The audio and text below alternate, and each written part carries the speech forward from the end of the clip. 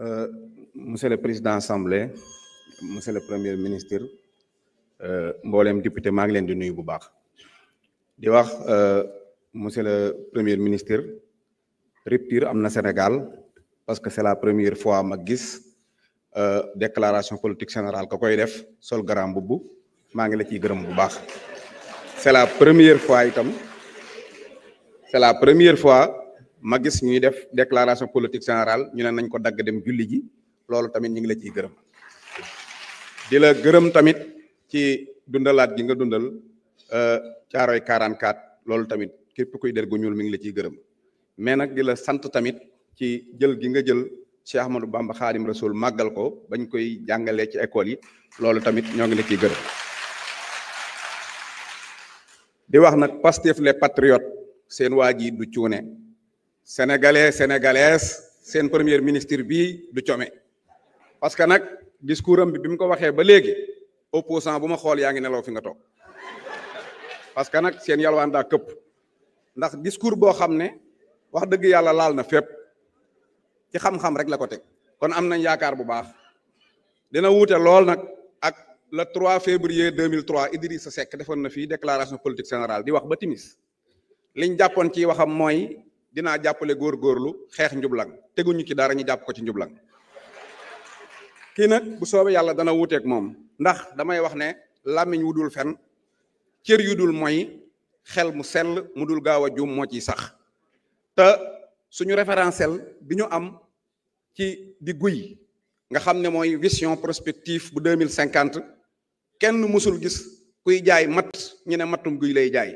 kenn mësul gis ku tëdd ci lal ñu ne lalub guy la tëdd wala buntub guy moom suñ borom da koo seppi ci garab yi def ko garab dong la mën a doon kon suñ projet bi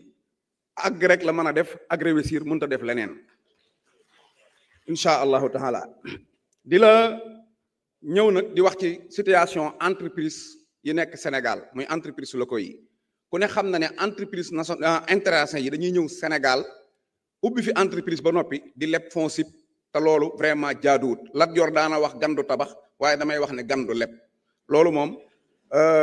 économie patriotique bi nga wax léegi patriote économie bi nga wax vraiment dàqonte na ak fonds yi état yor ñu koy lebal ay entreprises étrangers loolu moom na dakk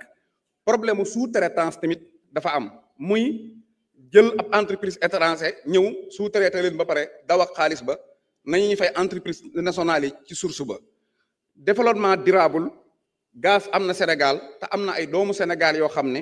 mën nañ jël auto essence même pas 2 heures de temps ñu monté ci benn appareil muy dawee gaz def nañ benn station sax fii ci Bargny jàpp naa ne ñooñu ku leen jàppale danañ mën a tijji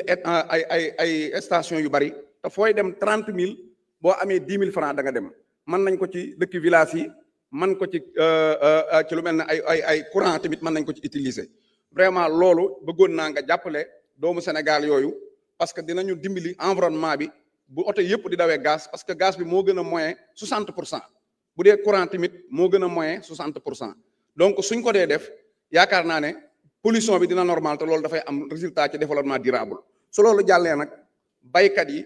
ak dëkki kaw yi muy Kajoor ak Bawal ak Siin ak Saalum yaakaar nañ la lool ci li leen të depuis 1960 ba léegi muy aw yoon wuñ jaar maa ngi lay ñaan ni ngay mayee courant yaag Saint Michel dëkki village yi na nga mayee noonu ay yoon dëkki village yi ambila maan yi ak Jakarta maan yi nee na seen mbir ba ñu ko réglé waaye na ànd ak yërmande ak ndànk-ndànk. asalaamaaleykum jërëjëf honorable Bara Ndiaye. Honorable député Marie-Angélique Mame Selbé Diouf, vous avez la parole.